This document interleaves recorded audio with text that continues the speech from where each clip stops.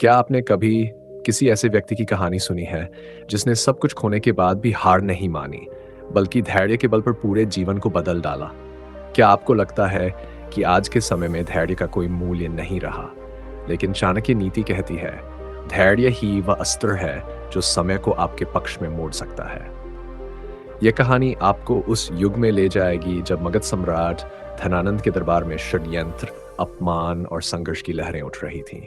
एक साधारण ब्राह्मण बालक जिसे पूरी दुनिया ने नकार दिया था, लेकिन उसने अपने धैर्य, बुद्धि और नीति से इतिहास बदल दिया। क्या आप जानना चाहते हैं कि कैसे वह बालक चंद्रगुप्त बना भारत का सम्राट, और चाणक्य ने कैसे साबित किया कि धैर्य एक तप है जो आपको आपकी हर चाह पूरी करवाता है? तो चलिए शुरू करते हैं। पुराने समय की बात है। मगध राज्य में सम्राट धनानंद का शासन था। राजा विलासी था और दरबार चाटुकारों से भरा हुआ। ब्राह्मणों का सम्मान समाप्त हो चुका था और धर्म की मर्यादाएं टूटने लगी थीं।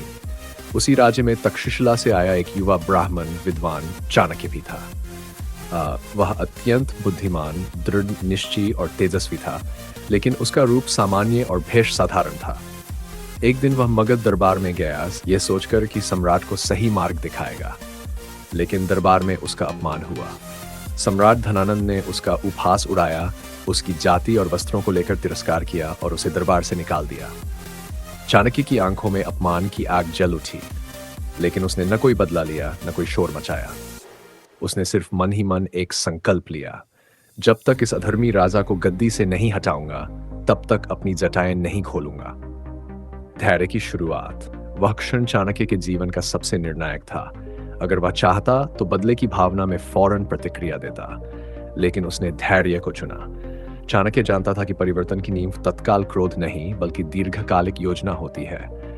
उसने तक्षशिला लौटकर वर्षों तक एक ऐसे राजा की खोज की जो धर्म, नीति और साहस का प्रतीक हो सके। इसी दौरान उसकी मुलाकात एक साहसी परंतु अनाथ बालक चंद्रगुप्त से हुई। चंद्रगुप्त में नेतृत्व की क्षमता थी, लेकिन समय उसके साथ नहीं था। चाणक्य ने उसे शिक्षा दी, राजनीति सिखाई, युद्ध कला में निपुण बनाया और उसे सम्राट बनाने का सपना देखा। विरोध की लहरें और धैर्य की परीक्षा पर राह आसान नहीं थी। कई वर्षों तक उन्हें युद्ध, अपमान, भूख और धोखे का सामना करना पड़ा। कई बार उनके सैनिक भाग गए, सहयोगी छोड़कर चले गए, लेकिन चाणक्य ने हार नहीं मानी। जब कोई पूछता, अब तो सब खत्म हो गया, अब क्या करेंगे, चाणक्य बस यही कहते, धैर्य रखो, समय बदलता है, जो चाहा है वह मिलेगा। उनकी नीति कहती थी, धीरे धीरे ही सही, परंतु स्थिरता के साथ चलो, क्योंकि तेज बहाव की नदी ज्यादा नहीं टिकती। एक दिन ऐसा आया जब चंद्रगुप्त ने एक छोटे से राज्य पर विजय प्राप्त की। ये उनकी पहली सफलता थी, लेकिन चाणक्य ने इसे अंतिम नहीं माना। उन्होंने छोटी छोटी जीतों को सीढ़ी बनाया और पूरे भारत के राज्यों को जोड़कर एक शक्तिशाली सेना बनाई। अब उनका सामना फिर से मगध सम्राट धनानंद से हुआ। धैर्य की अंतिम परीक्षा मगध पर चढ़ाई।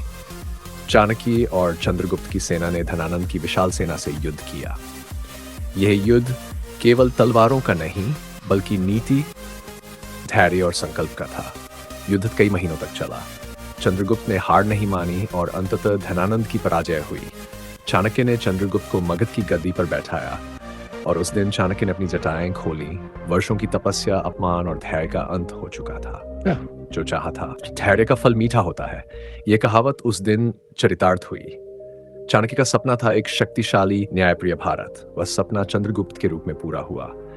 आज भी जब चाणक्य नीति पढ़ी जाती है तो यह पंक्ति हर किसी के जीवन में उतारने लायक होती है।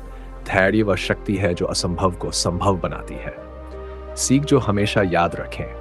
1. जब अपमान मिले तो क्रोध से नहीं, नीति और धैर्य से जवाब दें। जो लक्ष्य बड़ा होता है, उसके लिए धैर्य भी उतना ही बड़ा चाहिए।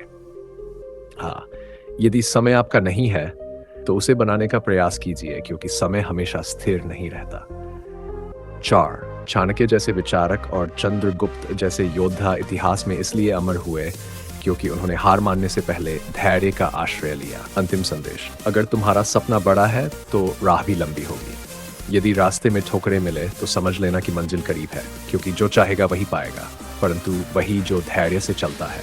अगर आप चाहें